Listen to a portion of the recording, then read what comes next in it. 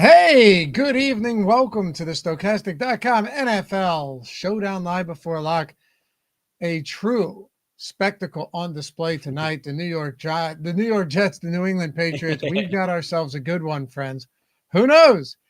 If we're lucky, it'll be as good as Broncos Raiders was last Thursday or Packers Eagles on Monday. I thought that was a good game. But Broncos Raiders objectively stunk. But anyway, Greg, I'll tell you this much. I say it all the time. I mean, if there was not DFS, if there wasn't betting, a good possibility I'd be elsewhere tonight. Maybe not glued to the screen. It's possible. But it makes it all worthwhile, man, because you still got monster prize pools up top. You still got big contests across all of these sites. So we got Jets, we got Patriots. What's up, man? We're going to break it all down. And let me just say, it's not that bad because I think there's still some really interesting ways to get unique. You and I were discussing a few of them before we got started. So it's an ugly slate, but the game theory is no different than it would be any other day. I've got a stat for you guys. Oh, what's the stat? I saw this on Twitter. I don't even know who it was that posted it, but I'd seen it. It's been on my mind all day. There has not, in the history of Thursday Night Football, there has never been a double-digit favorite to lose. The Patriots are favored by 13.5 points today. To lose outright. Correct. To lose outright. It's never happened before. I think it's a home double-digit favorite on Thursday Night Football has never lost outright before. Interesting. That is. I wonder how many of them there have been. Probably not all that many. I think I remember it was like 30 something. Huh. All right. Well, then maybe they win. I mean, they certainly should win. I have another tweet for you. I don't remember who it was or who said it, but this year, divisional dogs on Thursday Night Football are 6-1 against the spread. How about that?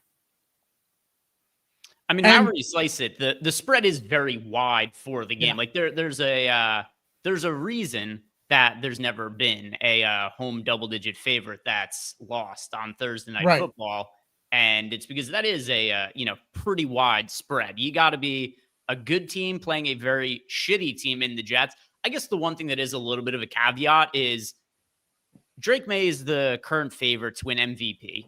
The Patriots are now considered one of the better teams in football.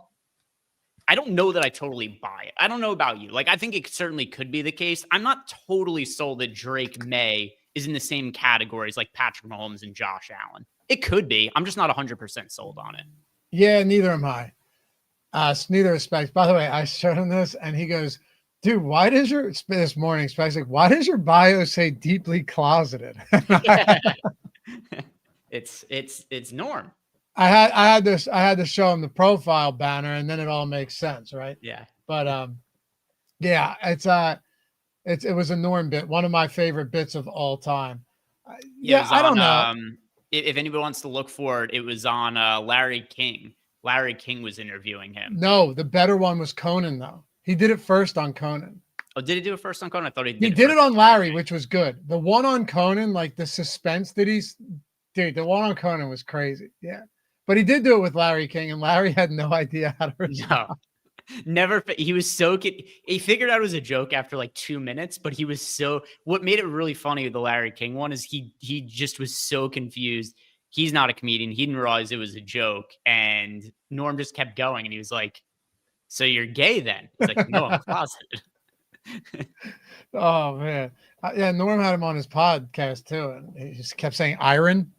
Yeah. Anyway. No, Brian, Norm definitely owned the doghouse. Come on now. But yeah. All right. He's a professor of logic, one might have said. So I'm going to get to that super chat in just a second. That is a beauty right there. And thank you, Paul. 1 second. The reason I mentioned that tweet too, like you're mentioning those big double-digit favorites have never lost, which makes sense. But also it makes sense. Granted, it's a small sample. It still makes sense that divisional dogs have covered a lot of these games on Thursday because there's a lot of familiarity there, and it's a really short week as well, right? So it's just one of those odd, like Thursday nights are really weird, man. I think sometimes people may forget how weird it is for an NFL team. I mean, they go out there and do like legitimate battle every Sunday. And now you get 3 days off and you're right back on the field. And the other thing to consider too, you're seeing like a low scoring game last Thursday, a low score. I wonder too, you get short rest early in the season, not as big of a deal, Greg, but maybe as you get later into the season, we're at week 11 already. The Patriots haven't even had a bye week yet. And I'm not saying that they lose, but I'm saying they haven't had a bye week yet. And now they got 3 days rest. So some of that stuff I think definitely plays into this. Yeah, no doubt. No doubt about that at all. Patriots have, bye week 14, I think is when That's they get crazy. there. Yeah, I mean, that's almost like a competitive disadvantage to get it that late as opposed to week 8. Although at the same point in time, they get to play the Jets and the Dolphins twice per year. So, True. All things and are fair in the end. Maybe you're fresher going into the postseason too, so assuming you make it. So, yeah, there are other angles to consider with that as well. But yeah, no buys yet for the Patriots, and they're playing on a short week. Does that create a little bit more wonkiness? Do we see the first ever double-digit road underdog win outright? Probably not, but maybe. Yeah, unlikely, but there are some builds that Greg and I are going to get into that play into at least the game staying close. Paul with $100 super chat. Thank you so much, Paul. You're the man. 100 Canadian, Greg. The colorful money. Love listening to your show on my daily walks. Took down the FanDuel Sunday Million for $200K, not because of the Sims, but because of the great piece of advice on the show. Appreciate you guys. Hell yeah. Thanks so much, Paul. And that's amazing, man. $200K. That's shout out to Paul. I'm trying to remember who was who's in Paul's lineup. I know he tweeted at us. I'm trying to remember who is in it. It's been a few days and I kind of forget now. Well, I can't tell you. I mean, I like how there was a reveal where you're like, "Don't worry, I got this. I'll pull it up right here." And it's like, never mind. I felt very slick coming into that too. I'm not gonna lie. All right. Anyway, let's make it happen. But there it is, proof that Paul with the by the way, rocking the Stokastic avatar, my man. Let's just jump into this. So you and I, we're gonna have a fun show for you guys today because this is not just gonna be. You can watch you can go anywhere else. They'll be like Trevion Henderson. He looks pretty good tonight, Bob. Bob says, I think he looks good, but that Drake May looks possibly even better. We're gonna take a different path. And that isn't to say that Trevion Henderson and Drake May don't both look very good. That's not what we're saying. But you don't need us to tell you that. Mm-hmm. You had mentioned something to me before we got started, and I want you to elaborate a little bit on it. Because showdowns are so difficult, right? Because it's so hard to thread that needle. You had discussed with me kind of the idea of maybe just taking Trevion Henderson and Drake May out of the captain spot, given that they're literally absorbing north of 50% combined ownership today. I know it's gross, but you got to talk about it. Yeah, so I don't know if I have talked you into the same degeneracy that I am planning to do. I'm committed to this now also. One thing that I do really like about doing shows is, for me, whatever I say I'm going to do, you guys best believe that I'm actually going to do it. So if there's something that I think is a crazy strategy, but I want to commit to it, I just say I'm doing it on the show. And then because I am a man of my word, it then means I have to do it. So what I'm doing today is I'm not going to play any lineups with Trevion Henderson or Drake May in the captain spot. Still going to play them in the flex, obviously, but not in the captain spot. So if you guys see just not making any alterations to the Sims, they end up showing up in 22 and 18% of lineups in the captain, which already is actually well underweight to the field on Drake May, and about even with the field on Trevion Henderson. Combined, they are projected for north of 50% captain ownership.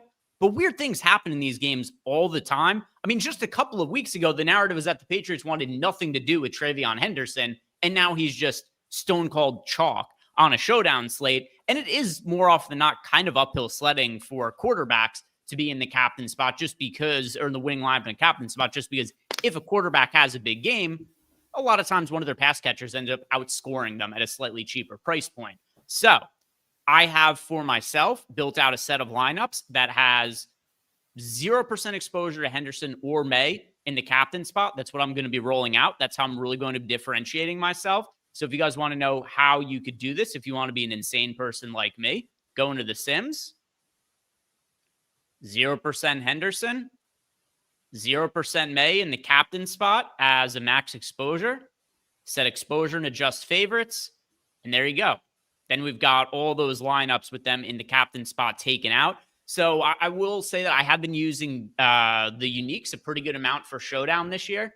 I don't know that it's now necessary for me to also use uniques on top of what I'm doing by taking them out of the captain spot. But this is what I'm doing for today's game. I think it makes sense. It might sound crazy, but at least you're capitalizing on if neither of those guys ends up being optimally captain. You just have a ton of lineups where you can make it work. So I love it. By the way, one of these days, my takes on these shows, I love seeing people win money. I genuinely do. When we see these statistics, one day they're going to win me money because Paul tells me he had the Mills stack. He went with the Mills stack. That was your squad. I mean, I love to see it, but yeah, that was the first lineup we plugged into the single lineup sim on Wednesday last week. So I love seeing that the Mills stack with Collins and Schultz took it down, man. That was awesome. Really awesome. But yeah, look, it's a weird, and thanks, Paul. I appreciate it, dude. That it's one of those weird slates where, like you said, these two guys are getting over 50% combined projected ownership at captain. Mm-hmm. I know they're big favorites, but that's insane to me. When you have like Diggs could be optimal. Hell, Justin Fields, I know we hate him. Not we, but collectively, people are not happy with Fields. And who knows? Maybe it's second half Tyrod Taylor. You mentioned that to me earlier. It's possible. But Fields can run. Like as much as I've soured on him, and as much as I've been wrong, it'd be the better way to put it. As much as I've been wrong on Justin Fields this year, it's a showdown slate. Like I mean, I gotta have some Justin Fields at captain. He is currently my most rostered player in the captain spot. Have you looked at what his this is, by the way, this is not going to be a bull case here for for Justin Fields. Have you seen what his passing yardage prop is today? What is it, like 148 or something? You way overshot it. No. Unless it's moved since I last looked. I haven't. No. Yeah, 134. Oh my God. What's his rushing prop? What's his rushing prop? By the way, I think one of the main reasons his prop, because clearly he hasn't been great this year, and the matchup isn't ideal either. But I think that a lot of this is pricing in the chance that he does not play the entire game and that Taylor ends up coming in. Let's see. What is his rushing yard prop? I got it. 33 and a half. Yeah, well, that's good. We're projecting him for like 150 total yards rushing and passing. Not great. I'm still going to play him. I'll die on the Justin Fields hill tonight. Fuck it. Get it right. Is there a way to run a Pats 7 Jets -1 lineup? If there is, I'll try to figure it out. I think I'm doing the opposite of that, unfortunately. Yeah, not great. That's a crazy low passing yards prop. You're right, though, that they're hedging against the possible bench. There's no doubt about that, but it still doesn't make me feel comfortable. We had someone else say, and I can't find it. Where was it? Oh, there it is. Brandon, I could see Patriots defense in the captain spot winning it tonight. Yeah, look, me too. And switch over to captain for a second. We are on captain, by the way. Oh, okay. I could too. Sorry, it said all at the top, so I got confused. I could see it, but the problem is when you're paying $6,600 in the flex, and what are they like? What would that be? 90? What are they? 99. 9,900 at captain. That's a lot for defense, man. That is a lot for a defensive captain. And understandably, it's a very good matchup field. They're going up against a quarterback that is liable to get benched. I don't know, Greg. 90, near 10K for a defense captain, where it's the most high variance position that we have in the game. That's a tough trigger for me to pull. So I do have them in 7% of lineups in the captain spot. Here's what I think the game script is, particularly with how I've got my lineups built with neither Trevion Henderson nor Drake May.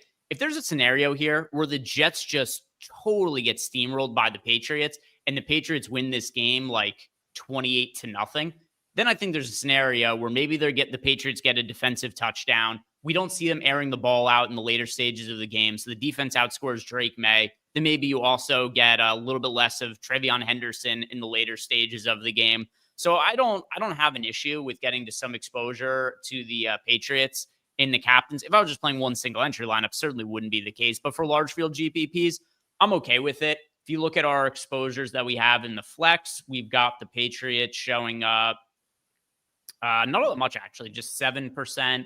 And then the captain spot, they also didn't show up that much without making any adjustments here to the Sims outside of taking out the top guys. So I guess I ended up a little bit higher on them than just what the Sims are. But with that said, it's not like I've got 7% of them in the captain. So like I went crazy. Right. Green check mark, referring to the Justin Fields part. So those are basically Jalen Hurts type projections. Yeah, except Hurts is usually like minus money or around that to score. Fields is plus 320. So a little different. Plus, Jalen Hurts passing prop numbers are usually up around, like at the very lowest, like the 170s. I mean, I think it's I did bet his over this week. It's at 204.5. Oh, I like that. So the only reason I've held off so far, because I saw AJ Brown at 54.5, and I'm like, man, you might get another squeaky wheel narrative. The only reason so far that I've held off, although I agree with you that 204 seems low, is I got to see if Lane Johnson's playing. Because Cam Jurgens, I have no idea if he's going to play. So let's see. But Lane Johnson's tough as nails, man. That guy probably is out there. But I need to know he's going to be out there. I mean, it looked like he was, when he first got hurt last game, I was like, oh, that's a big deal for the Eagles. Because the way he was walking, I was like, that looks like a significant injury. Yeah. What I was thinking at the time was not will he return to the game, it's how much time is he missing? Is he even coming back this season? And then he's back like a few series later. I mean, offensive linemen, they're just literally built differently, both in terms of mentality and physically as well. Dude, he was literally carted off the field. Yeah. It's nuts. But anyway, yeah, and then he posted the Undertaker coming out of the coffin meme later on in the night. So I think he'll be okay. A little bit more on this captain spot too, but Mike Surik, how about this? Listening to you guys for years, came in second in the $3. Thanks to Lavi's Brock Bauer hype 2 weeks ago. No avatar, but that'll change. Keep it up, fellas. Thank you, man. And yeah, Greg was heavy on Bowers too, because I know personally that was the only guy you and I both boosted 2 weeks ago. Both of us it was 5K was a preposterous price point, but second place in the main $3 that's really good. I don't know what that is, but that's got to be like, I don't know, 50 grand, 40, 30. I'll go look because I'm sure it's about the same payout as what it is this week. Now we're doing a little bit of pocket watching here because Mike didn't tell us how much it was that he won, but we're going to do some detective work to figure out what we think it was, because usually that is, there's a ton of people in that contest. It is.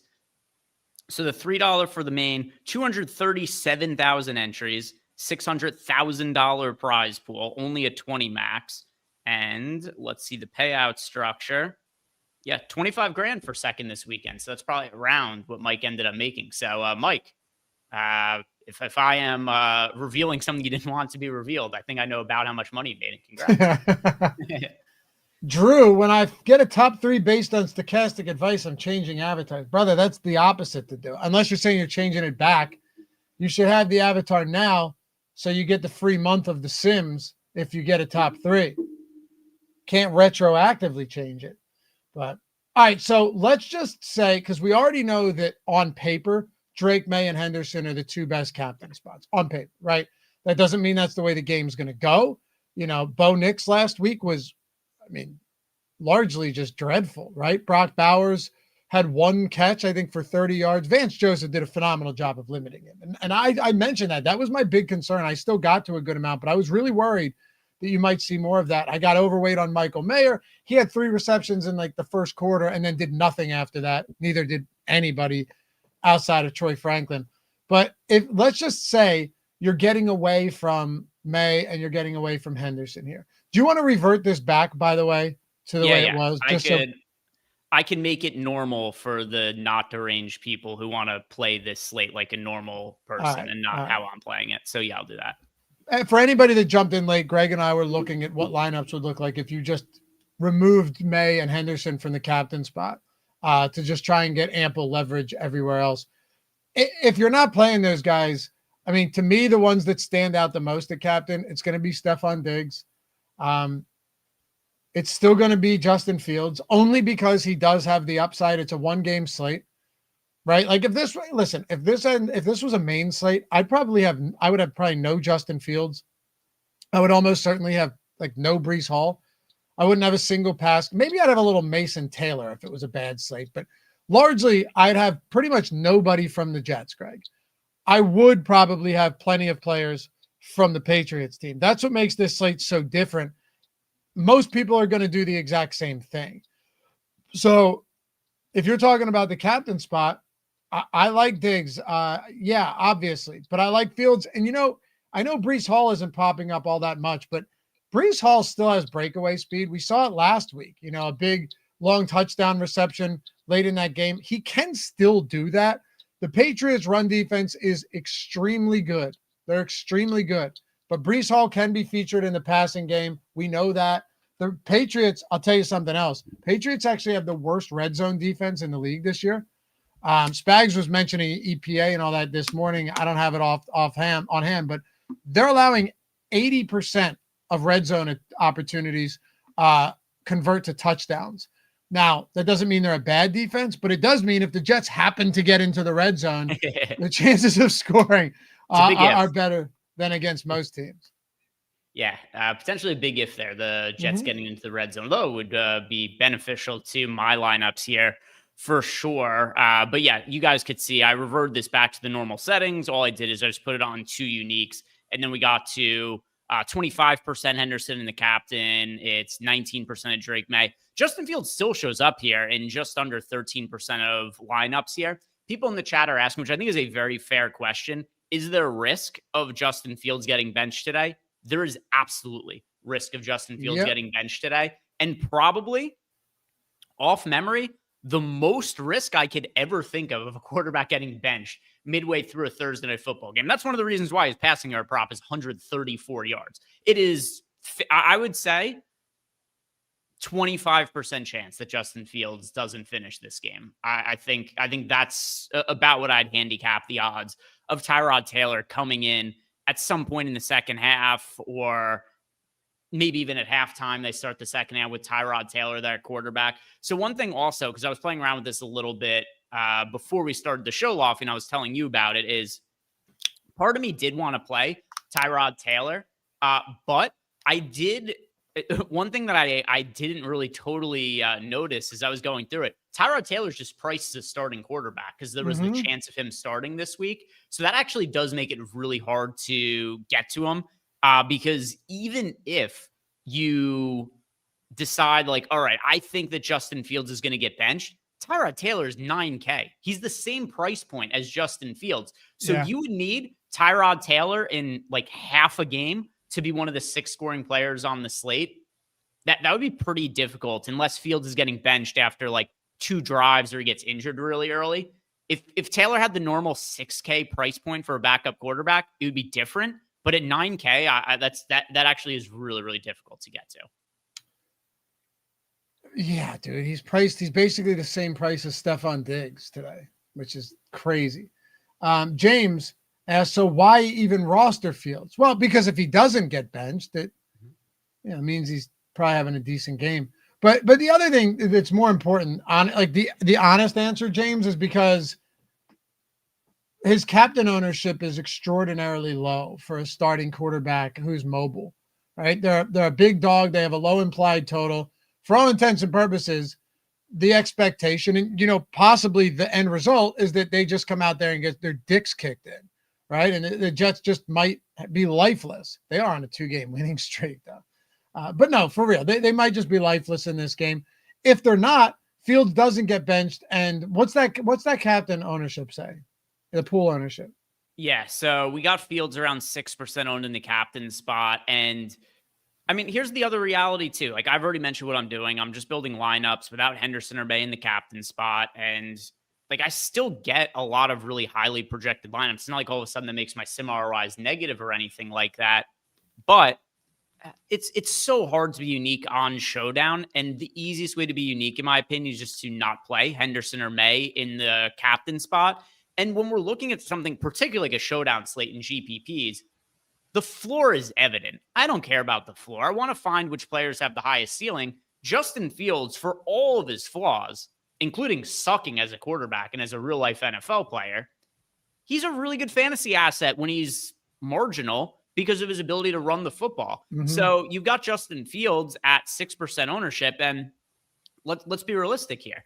Outside of Henderson and May, who are clearly way above everybody else, who is the most upside in the game as a fantasy option? It's Justin Fields. Like we've seen 100+ yard rushing games from him. I guess I gotta tell you something, and I think I mentioned this to you earlier in the year as well, but it's even more pronounced now to everything you're saying. Justin Fields has played 8 games. All right. This is amazing. He has 4 fantasy point performances of 20 or above. Okay. A 21, a 26, a 28, and a 30, 29.5. His other 4, 8, 4, 5, and 5. I mean, is that not exactly what we're saying though? Justin Fields could give you a 5 spot tonight. Yeah. Or he could give you a 25. And understandably, in those matchups, he's had good matchups. Cincinnati, Dallas Cowboys in garbage time, Miami Dolphins, Pittsburgh, although I do think that matchup's a little bit more difficult than he made it seem. And he has struggled in, perceived difficult matchups. But it's a Showdown slate. So neither Greg or myself are telling you to go jam Fields, just giving you the argument for why on a 1-game slate he's viable. Yeah, I'm doing it. I'm playing him in a decent amount in the captain spot. He's actually, do you know the meme? It's the Italian soccer coach or manager, whatever it is they're called. He has the quote, sometimes it may be good, sometimes it may be shit. It's one of my favorite memes ever. And there's nobody in NFL DFS that applies more to than Justin Fields. Yeah, without question. Another guy I wanted to talk about here, and by the way, I'll get this. I think Mason Taylor is viable today. Patriots have actually struggled a lot against tight ends. Matter of fact, they're allowing the 5th most yards, receptions, and targets to tight ends this year. Not a huge surprise. They've been good on the outside. I think Mason Taylor at that price point is very reasonable. Hunter Henry as well, if we're talking tight ends. Austin Hooper is out in this game too. Not that that's a huge needle mover, but it doesn't hurt him at all. Adonai Mitchell, they get him in the trade for Sauce Gardner. Of course, they got 2 first-rounders as well. That would be a very lopsided trade otherwise. But they get Adonai Mitchell. He was a coach's decision inactive last week, but that's just simply because, they wanted to give him some more time. His props are very low, but I think there's a case to be made that he immediately becomes the best receiver on this offense with Garrett Wilson on the IR. Mm-hmm. That doesn't mean the most productive, and I'm not even saying that he's going to get a lot of snaps. What I'm saying, talent-wise, everyone remembers now Adonai Mitchell for that fumble at the goal line and then the holding call on a would-be Jonathan Taylor rushing touchdown. He's actually pretty good, man. Like, he was their best guy throughout camp on basically the whole team throughout the preseason. There was a lot of hype around Adonai Mitchell. He is talented. He can line up anywhere. He can get separation. He can win routes. So I boosted him a little bit just in case Aaron Glenn does decide that he wants to get him a little bit more work today.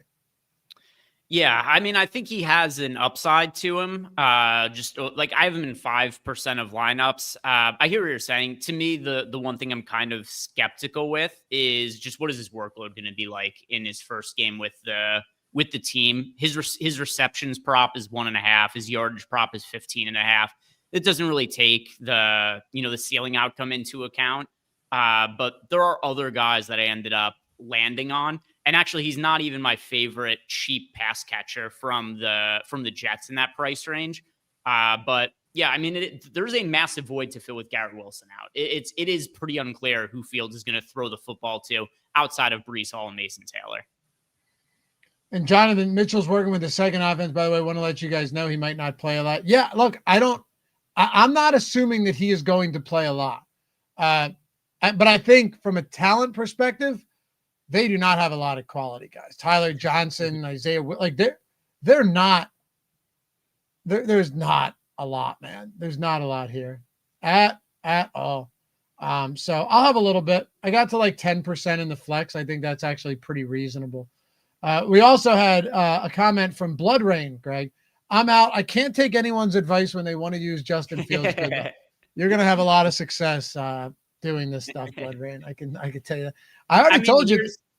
Here's the reality. Blood Rain 316. It's a shame that the first 315 of them were taken, but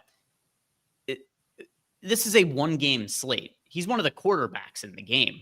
Like this is actually where one of the parts of this that like you're completely unreasonable on here. If you're playing multiple lineups and you think it's crazy to have Justin Fields in any of those lineups, I mean, that's just kind of a misunderstanding of fantasy points. Because even taking out like whatever our opinions are here, Justin Fields is the third most popular player in the game. Like, it's not crazy to have exposure to him in any kind of scenario here. No, the truth is, and I'm not even saying this disparagingly, like you shouldn't play Showdown or DFS if you're, if the logic is, because he would have said the same thing about Davis Mills. I'll guarantee you that much. He would have said the same thing when we talk about some of these punts, many of which don't hit. Many of them don't hit. Like Justin Fields may be dog shit tonight. But also, I don't want to play any of these shit players from the Jets. This structure makes me. We have to play at least one player from. We have to. Yeah. No matter what, you have to play a shitty guy from. There's no. All right, fine. Breece Hall is decent. The rest of the guy, I don't want to vouch for a single other person on the Jets as an actual DFS option, but we have to play these guys. Just how it works. Yep. Even Mitchell, I would never be talking about this guy on a mains. I wouldn't be talking about him on Thanksgiving, Greg. Let alone a main slate. But no, there's something there. Blood Rain, I played Davis Mills. Piss off, losers. All right, man. Well, I'm glad you played Davis Mills. That's good. I'm glad to hear that. We'll piss off now, brother. But I thought you were leaving. He's got to get the last word in. By the way, did you see this other super chat? Everybody's winning. Hit us. Wild Willie, new Stokastic user, took down 100K in college football in October using the tools. Game changer, upgraded to full access. When I run the Sims with 50,000 lineups, is it normal to see these massive ROIs? Yes. So the reason why this is very specific, by the way, to NFL Showdown. The reason you're going to see it in NFL Showdown is just because in the simulation runs, what'll end up happening is you'll get super unique lineups just win a couple of times a GPP in the sim runs, and then they get crazy high ROIs. You're only going to see it in NFL Showdown where you see ROIs that show up like that because of the unique structure to it. But yeah, it is normal to see that for these 1-game slates. Anyway, congratulations. That's amazing, man. Another huge win. Love to see it. Let's talk about some value here. I already mentioned a few of them, Greg. Yeah. Well, I will ask you, are you okay with guys like Taylor and Hunter Henry today? My guess is you have to be, right? Not to say you're going to be super overweight, because I'm not. But, I'm looking at our exposures right now. We're a little underweight on them, but both of them, get into our pools. They're pretty much like middle of the road as far as exposure goes. I think you kind of just have to entertain the idea of that today. How much are you entertaining the idea of these cheap guys, though? Like the Kyle Williams, who played a lot of snaps, twice as many as Demario Douglas last week, but was still only targeted twice. He had the one, 72-yard touchdown. But aside from that, like he wasn't all that active. Kayshon Boutte's out. Ramondre Stevenson's out. So you have guys like Terrell Jennings. We had questions about him as well. Those are going to be guys that people are wondering about, and I think are probably a good topic of conversation going into this terrible game. Yeah, so let's see. Is Kyle Williams? Yeah, Kyle Williams showing him some lineups here, 12%. I'll say this about Kyle Williams. If you guys have ever played Mario Kart and somebody hits like the triple mushroom and they get the big speed boost, that's what Kyle Williams is looking like in the open field last weekend. Yeah, he's got juice to him. And I think that, not that we could expect 72-yard touchdowns. I don't think it was totally fluky, though. I think he is a boom bust, big play wide receiver. So if you're going to look cheap, and you want to know which guy to punt with who has the most upside, I think that answer is Kyle Williams. He is very fast, and I think that he has massive breakout potential. All right, Kyle Williams.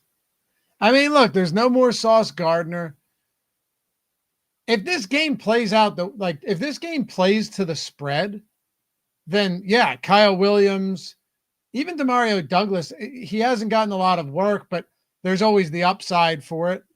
He's been targeted downfield this season, and Drake May's been highly accurate on deep balls. Stephon Diggs, I mean, all of them have some type of legitimacy today. There's no doubt about that. You look at last week, Mac Hollins had 10 targets in that game, led the team in snaps, led the team in routes run. Then Diggs, Douglas, Williams. I mean, yeah, even Mac Hollins today. I hate to chase that. I truly, there is not a player that I would want to chase less than Mac Hollins. But at the same time, it's not just like he wasn't playing at all. He wasn't getting targeted a ton, Greg, but he was still playing. Like, this guy was still out there 60, 70% of snaps each and every week. So he's always on the field, even if he hasn't been involved. But the 10 targets, I think, it muddies the water a little bit, because that's not something I would expect week in and week out, especially as a 13.5-point favorite. Yeah, so here's what we had for snap count breakdown for the wide receivers on the Patriots last week. 79% of snaps to Mac Hollins, 59% of snaps to Stephon Diggs, 21% of snaps to Demario Douglas. Another reason to feel better about Kyle Williams, 56% of snaps. Listen to the week-over-week snap counts for Kyle Williams.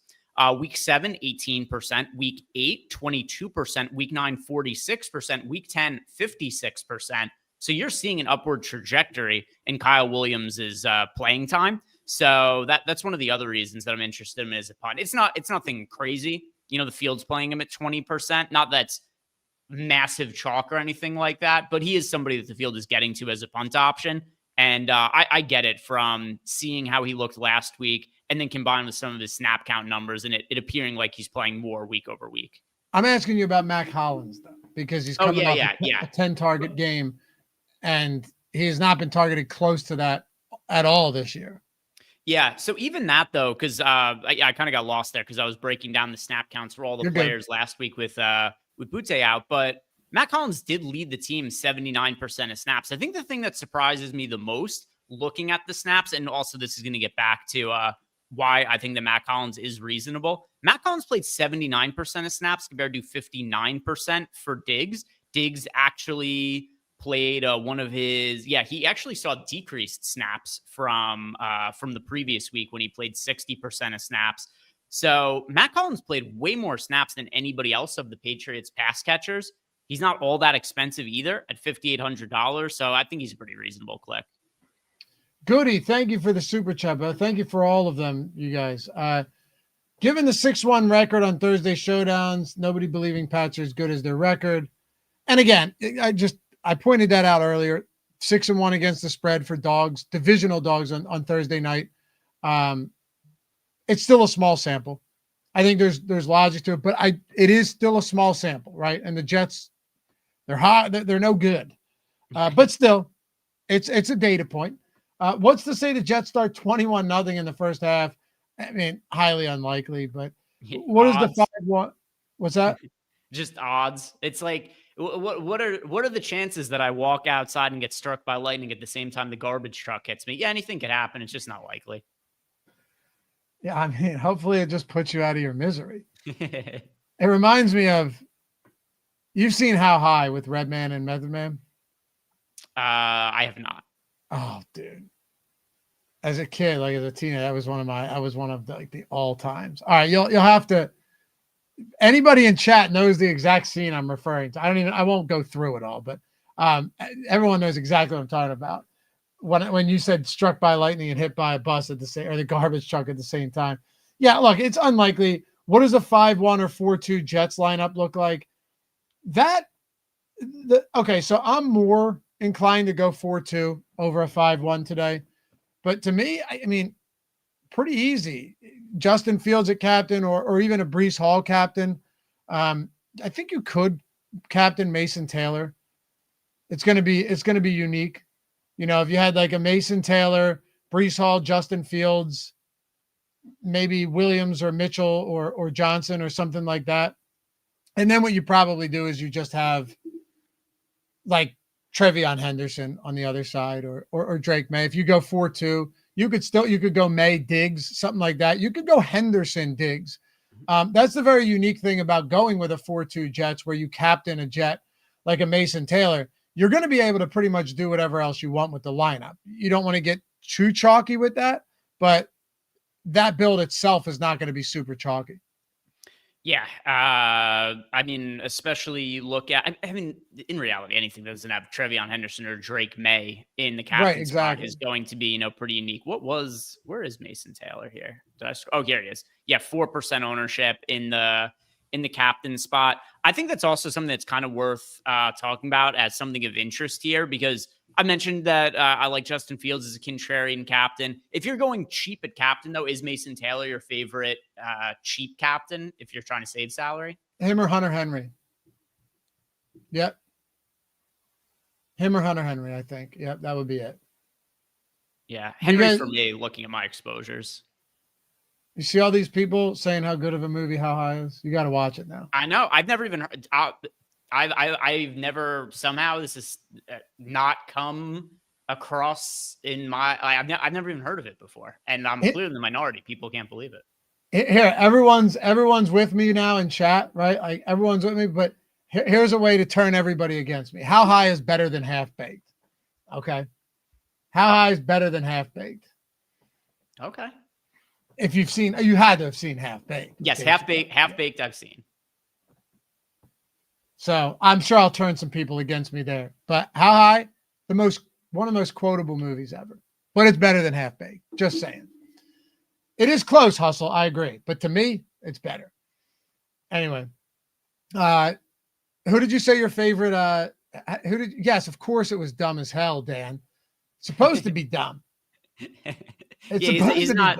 He's not looking at it saying like, oh, this is a peak movie cinema or something like that, right? No. Where it's, you know, it's like a dumb movie for entertainment. Like, Dude, Where's My Car? I've seen that movie a billion times too. It's not good at all. It's just it knows what it is, and it's entertaining for that.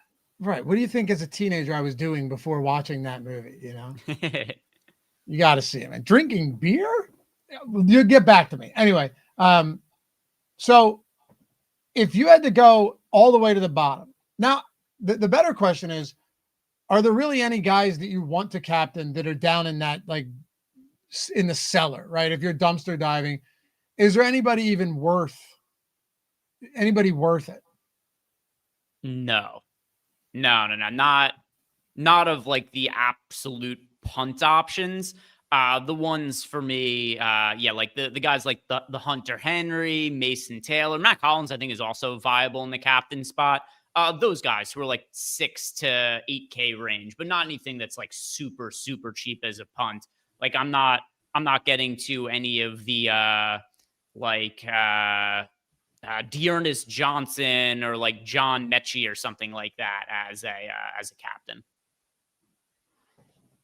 I don't want to do it either. Plus, like if you're going John Mechie, the other thing is if Adonai Mitchell does actually get some work, who does it take the most away from?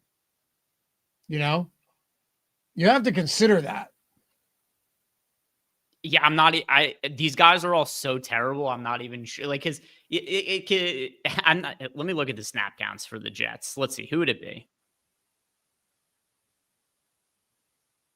All right, so Jets snap counts at wide receiver last week. So Garrett Wilson played 39% of snaps, but obviously he is out of the mix now, so that isn't going to end up mattering. What else did we see from Jets pass catchers? All right, so we had, oh my God, is this just terrible looking on paper? It's so bad. They only had, outside of Garrett Wilson, they only had 4 guys who ran snaps last week, Arian Smith played 67% of snaps. He led all the Jets pass catchers. Tyler Johnson played 63% of snaps. Isaiah Wilson played 43% of snaps. Listen to Isaiah Wilson's last 4 games. 43% of snaps, 0% of snap. Okay. No, never mind. Because one of those was the bye week. So 43% of snaps, 42% of snaps, and then hadn't played the entire rest of the season. And then, Mechie last week, 16% of snaps. So I guess you assume it comes from Mechie just because he was the guy who, of all the guys who got snaps, played the least last week. So you just kind of plug him into that role, I would assume. Probably. Yeah, I mean, it depends on where they intend on using Mitchell too. Like Glenn called him an X receiver. So I assume they intend on using him everywhere. He actually said that. He said that you can use it. We can use this guy everywhere. So I don't know. That's what makes it more difficult. Like, could he take away from Isaiah Williams? These guys are creative players. They're not real. I guess, sure. I know John Mechie. We know John Mechie, right? But he's been on, he was on Philly after Houston. Then he's here. I mean, Isaiah Williams, Arian Smith, sure, I know because he's young and there was some hype in OTAs about him, but he hasn't done anything. I mean, none of these guys have done anything. You just got to throw some darts. I'm sorry, it's not the answer you want, but you have to. Like, it's just true. I've got a hot take here that you're going to enjoy. Go for it. If he was on the Jets, Scott Matlock would be the Jets' 3rd best player. If he was on the Jets, I would have 100% Scott Matlock today, and I have no doubt about it. I'm just bullshitting, but that is, just hero of the community. Had to bring him up there, dude. Scott Matlock. We would be rostering a lot of Scott Matlock today. Accuracy. The bots come in droves for live before lock because they think we are all stupid enough to click these links. There aren't even links there, and they just post emojis now. I don't get it. You know what bothers me is that they're not real people, so I can't take my anger out on them. Like, I would just look dumb. Yeah, we had the last bot that came in was DNNJCPZX that just posted 3 emojis of a television. Colin, if I'm leaving a ton of money on the table, how much is too much? And in this case, would it be better to captain Fields or May? Does more likely with May. I'll be honest with you, dude, because I run this. If I'm running the Sims, I just let them give me the lineups that might have salary left over, and I understand that you're getting leverage there. So, Colin, if you're not a Sims user, understood. What I would say in this situation is, you're leaving salary on the table. Don't just do it to leave salary on the table by building a bad lineup, right? There's ways to get contrarian and unique, and there's ways to just build bad lineups. So if you're leaving money on the table and it's like you don't have really any of the good players or not nearly as many of the good players, it's not a great approach. But also, there are ways to play most of the salary, and I'm not saying you have to do this, Greg, but there are ways to play most of the salary and still have a super unique lineup based on the structure of it. So it's not like getting unique isn't just leaving salary. You could leave salary and be less unique than a lineup that takes up 49.99 and is just built way differently than anybody's doing. Yeah, if you look at, I've got sorted here by the top Sim ROI lineups. The actual number 1 Sim ROI lineup that we have here is leaving $3,700 in salary on the table. But there are other ones here as well that are towards the top. A $900 in salary left on the table. 700, 500, 500, 500 here again. So there's plenty of good lineups that use the majority. Well, I mean, all of them use the majority of the salary, but almost all of the salary, I should say. One thing I do not see, though, actually, is it doesn't look like any of the top Sim ROI lineups have the salary zeroed out, but there are ones that only leave a few $100s on the table. K-Diz, Jack Westover is the backup tight end. Yes, for the New England Patriots with Austin Hooper out today. Perfectly reasonable. He's listed as a running back. Oh, maybe he's like Scott Matlock. Matlock running back D end, and you got running back tight end. Do we have any Westover at flex? We have to, at least a little bit. There he is. Yep. Actually, 5%. That's, relatively not an insignificant amount. It actually does make sense though. And I'm not boosting him. I'm not tamping down ownership there. I'm leaving it exactly where it is. I think it's a good call out by UK Diz. He's $200. He's the bare minimum. Austin Hooper's out. They do run plenty of 2 tight end sets. There's no doubt about it. Like last week, you saw 87% of snaps from Hunter Henry. Austin Hooper played 56%, and Jack Westover played 25. Right? There were 61 total offensive snaps. Hunter Henry played 53, Hooper played 34, and Westover played 15. So if Westover absorbs some of those snaps from Austin Hooper, Greg, you might see him fall into like a, 25 snaps in this game at minimum salary. Unlikely to get more than a target or two, but at $200, they might, the rogue, hey, remember this, rogue Thursday night touchdowns. I might use Jack Westover as I didn't bet it yet. I'm going to do it right now. I'm going to use Jack Westover as my FanDuel $2 million jackpot play. Don't you assholes do the same thing. I want to win this all by myself when he finishes with the. This is a prime. I went Justin Fields because I had to lean into him entirely because there's no worse way to lose money than Justin Fields. So I used him for my touchdown jackpot bonus as well. But in reality, this is a pretty good slate to try to find a garbage time touchdown from the Patriots or Jets that nobody's betting on to use that $5 on for FanDuel. How is Westover only plus 650? Those are terrible odds. That's ridiculous. I'm doing it anyway, dude. You only have to bet like $5. $5. Who cares? But yeah, those are horrific odds. Just terrible odds. I thought I was going to get like 12-1 for real. You know what's funny about this game? Did you play like Madden or NBA 2K as a kid or anything like that? Sure. The franchise yeah, it's been modes? A long time, but I used to, yeah. Yeah, reading through the names on this slate, I feel like when I was a kid playing franchise modes with my friends, we were in year like 30 of the franchise, and it was just all these like super weird generic names. That's 75% of the players we're talking about rostering right now. Yep. It's insane. He's 7-1 on Caesars and DraftKings. He's plus 650 on Onyx. So I guess it's not. If I went to fade him to score a touchdown, what is it on prediction markets? By the way, I want to post this to Tails real quick. So filibuster for me here for a second for anyone that has any questions.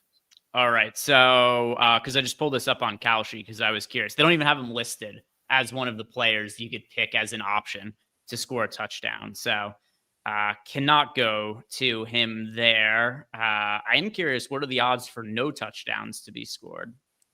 100-1, not even worthwhile. Io Kimbrough, OG Madden franchise mode was legendary. Yeah, I completely burnt myself out on those to the point where I can't play any of those games ever again because probably for me, ages like, I don't know, 12 to 17. That was all my friends and I did every single weekend was we just played those franchise modes together. So I just completely lost interest in playing those at all at probably like right after college. I just never could play those games. It just couldn't capture my attention. So I've got my lineups all set and uploaded. You guys know that, by the way, I'm totally committed to it. I have 0% of Henderson in the captain spot. I have 0% of Drake May in the captain spot. I ended up with 4 players that I have double-digit exposure to in the multiplier spot. Justin Fields leading the way. The other guys I got double-digit exposure to in the multiplier, Stephon Diggs, Breece Hall, Hunter Henry. That's not all that ridiculous on the surface, so I actually feel pretty good about that. Let's see. What are some of the crazy plays that I have in the flex? All right, so here are a couple of very low-owned players, very, very low-owned ones that I ended up taking shots on. Alan Lazard is 0.6% owned. I ended up with him in just over 10% of lineups. So you just look at the situation with the Jets right now and how thin they are at pass catcher. I think the most likely scenario is that Lazard just doesn't really play, but sub 1% ownership on Allen Lazard, who's an actual veteran presence on the Jets, which maybe that's something they gravitate towards. I think the sub 1% ownership on him is pretty crazy. So I'm good with him being in about 10% of lineups. And then also, let's see, who else? Dearness Johnson. I think that's not a crazy guy who could get some playing time in a garbage scenario for the Patriots. So another one, Dearness Johnson, 0.4% owned at $2,400. So I do have a couple of flyers on sub 1% owned guys who are showing up in about 10% of lineups. Allen Lazard and Dearness Johnson, for me, these are the dumbest lineups I've ever played in any DFS slate of my entire life. Yeah. All right. By the way, I just got that up there. If you guys aren't on Tails, download the app for tonight. You got a lot of people posting live bets up there. We have the new trending topics, the leaderboards, all of that stuff. So make sure to download the app. Link, if you click the description before you get out of here, right, before you leave, where you see get free picks on Tails or download the Tails app, do it, man. Create a free account. You're not putting your credit card in or anything. You're literally just creating a free account. That's it. So make sure you're jumping on for all these bets. Like Greg's already got Sunday bets posted. So do I. Tonight during the game, you know what I do during Thursday Night Football, Greg? I sit down right there and I watch the game and I find all of my props for Sunday night, or many of them. And then I just start posting them on the Tails. So ton of free bets over there from Greg and myself all season long. Greg for NBA doing the bankroll builder. Make sure to do it. And of course, hit us with a rating and a review in the App Store if you happen to love it. That goes a long way as well. What was the question you asked me? Oh, I was just going to really quick. We got a couple of super chats that came. Oh, yeah, go for it.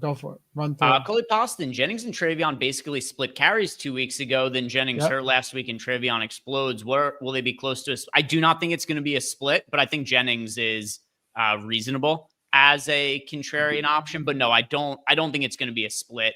They have a lot of draft capital invested in Travion Henderson, and he played really well last week. He's probably the most talented back they have in the backfield. I think there's a pretty good chance that he starts over Stevenson, even when Stevenson comes back. And then Jay Farr says that he's getting an error when he's trying to upload his lineups on FanDuel. I only played on DraftKings, so I don't know. I know that FanDuel was down yesterday. It's probably a FanDuel thing. It's usually always a FanDuel thing. Yeah, I know FanDuel had an issue with CSVs a couple of days ago. I'll go into Discord to see if other people are having issues. I don't see other people saying they're having issues in Discord, though. This game is either make sure you're uploading the right file and the formatting didn't get messed up. But it's locked. This game's either going to be awesome or it's just going to be a unmitigated disaster. We're here for it one way or another. I would be very surprised if the game is awesome. That would be surprising to me. Me too. By the way, Eitan just commented on Tails on my bet and he goes, "This is irresponsible. I love it." That's just typical Eitan. Absolutely love it, man. Hey, you guys are the best. Thanks so much for all the super chats. Congrats again to all of you guys who had awesome Sundays and Mondays. Let's get some more wins tonight. Make sure you're rocking that Stokastic avatar, stokastic.com/HOF. Make sure you got it in the event that you win. Get more good stuff after the good stuff you get from winning alone. And we'll see you back here, Greg and myself, 10 a.m. Eastern time. Sim Strategy Show. That'll be a fun one tomorrow, man. I'm building out. Well, we already did it, but JJ McCarthy may be my guy this week. I'm just throwing it out there. Davis Mills last week. If I'm wrong on McCarthy this week, I'll point you to last week and say we can't have everything. That's how we'll do it. The wins carry over. The wins carry over. Right. Even though I lost last week. Yeah, I think Eric has some of that too, because Eric on NBA Live Before Lock with his Nuke of the Nights all-time heater. Last night, Craig Porter Jr., like min price, who is almost unowned on the NBA slate, scored like 55 fantasy points. Eric had him at his nuke last night. There's multiple times that Eric has hit on a nuke as one of the highest scoring players on the slate at a cheap price point, no ownership. So that was your Davis Mills also was akin to that. He's been on a heater. It's funny though, because he and I shared similar results where he's like, somehow I only profited a little bit despite nailing that. So Yeah, like it happens. But it also helps. It also helped a lot of other people. I saw some people with those lineups based on his takes that had amazing nights. So anyway, man, yeah, go follow Eric on Tails too. You'd be silly not to. We'll see you guys back here tomorrow morning. Have a great night. Enjoy the game as best you can. And we'll catch you back here on the channel tomorrow morning. Bye-bye.